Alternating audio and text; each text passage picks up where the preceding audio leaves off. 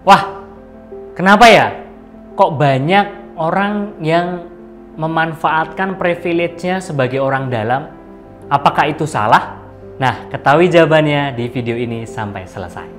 Halo, berjumpa lagi dengan saya Hugo Ivan dari Business Hack ya. Nah, teman-teman, keluhan seperti tadi banyak sekali digaungkan ya, ditanyakan oleh teman saya ataupun beberapa rekan pengusaha, bahkan juga gitu bahkan UMKM ya, banyak UMKM yang bilang bahwa Mas, saya ini nggak lolos tender karena saya nggak kenal dekat dengan yang mengadain tender, curang lah mereka dan sebagainya. Nah, teman-teman, ini jawaban ini mungkin tidak akan membuat kalian happy tapi ini fun fact-nya atau memang brutal truth ya, yang harus kita ketahui dan harus kita, kalau kita udah tahu lalu kita akali gimana nih caranya gitu ya. Nah, jadi menurut saya teman-teman, bekerja atau mendapatkan proyek akibat ulah atau akibat kita mengenal orang dalam itu nggak salah ya. Wah, mungkin kalian udah mulai sebel ya, akan mulai mencaci maki di kolom komentar, tapi ya bodo amat gitu ya. Tapi gini loh teman-teman ya, orang dalam itu. Jadi kok kenapa sih banyak orang yang berhasil dengan jalur orang dalam? Karena kalau teman-teman melihat di video sebelumnya tadi yang membahas bahwa, nah video sebelumnya itu membahas tentang menjilat atasan ya. Nah itu sebenarnya video kali ini juga mirip. Pak Hadi Kuncoro gitu ya, grup CEO powercommerce.ac ya. Jadi dia orang yang jago banget di bidang teknologi dan digitalisasi lah. Beliau adalah salah satu mentor saya yang sangat hebat. Dia berkata bahwa orang dalam itu the best, Mas. Jadi hard skill gitu ya, bisa atau kemungkinan besar akan kalah dengan kemampuan kita melakukan networking gitu. Gini aja deh yang paling gampang, ketika kita ikut tender, jangan cuma kita bermodalkan dokumen tender lengkap bagus gitu. Itu wajib. Tapi langkah selanjutnya adalah kita harus bermodalkan ya networking kita terhadap para pelaksana tender tersebut ya. Harus membangun hubungan baik. Nah, di sini saya nggak menyarankan teman-teman untuk memainkan sogokan ya, karena itu memang tidak bagus ya. Janganlah, itu artinya kita tidak berintegritas. Tapi artinya adalah, yuk kita bangun hubungan baik dengan orang-orang yang memang pengaruhnya tuh besar untuk bisnis kita atau untuk karir kita. Nah, ketika kita membangun hubungan baik dengan mereka, kita menyebar jala nih ke orang-orang penting. Nah, jadi seperti saya di Business Hack ini senang banget karena saya seakan-akan menebar jala ke banyak tempat ya. Saya kenal dengan petingginya tiket.com, kenal dengan petingginya mantan petingginya Excel Axiata, saya kenal dengan menteri gitu ya. Saya kenal dengan orang-orang hebat lah, pokoknya kalau saya sebutin satu-satu nggak akan cukup.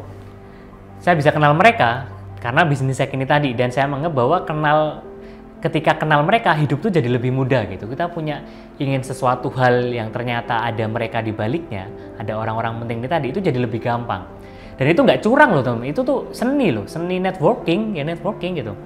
Makanya jangan sampai kita membenarkan jangan sampai kita ini menjadi pembenaran gitu. Wah, saya ini udah belajar dengan giat atau saya ini sudah menyiapkan dengan baik, tapi kok masih kalah sama orang dalam ya. Nah, itu nggak bisa jadi pembenaran karena memang kekuatan orang dalam itu sangatlah besar teman-teman ya. Dan itu bukan sekedar orang dalam gitu. Jadi tadi kita, bahkan diri kita sendiri hanya mau membantu ya, atau kemungkinan besar hanya mau membantu orang yang kita kenal ataupun bisa kita percaya. Nah, dalam konteks profesional itu pasti akan terbawa ke konteks profesional. Ketika ada proyek apapun itu, kita cenderung akan lebih melihat orang-orang kita kenal gitu, atau orang-orang yang berharga di kehidupan kita, atau orang-orang yang pernah istilahnya baik dengan kita sehingga kita merasa harus membalas budinya. Nah, itu otomatis dalam hati gitu, otomatis.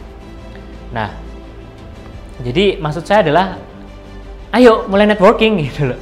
Demi kepentingan karir kita, demi kepentingan bisnis kita, mulailah networking kepada orang-orang yang memang akan berpengaruh besar nih kepada kehidupan karir atau bisnis kita.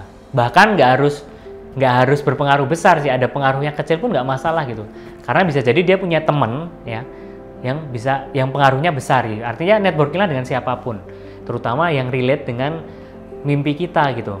Misal kita teman-teman mimpi punya Ferrari. Nah, maka mulailah networking dengan orang-orang yang punya Ferrari gitu kan. Cepat atau lambat pasti teman-teman akan mempunyai Ferrari, itu pasti. Ya, itu pasti. Jadi mulailah networking. Jadi networking dulu aja. Dan teman-teman, nah jadi networking dulu aja itu sangat penting ya di kehidupan kita. Jadi apalagi teman-teman yang usianya 20 sampai 30 tahun ya. Itu kerja tuh cari pengalaman dulu, cari ilmu dulu ya. Cari ilmu dulu. Seperti kata Jack Ma ya.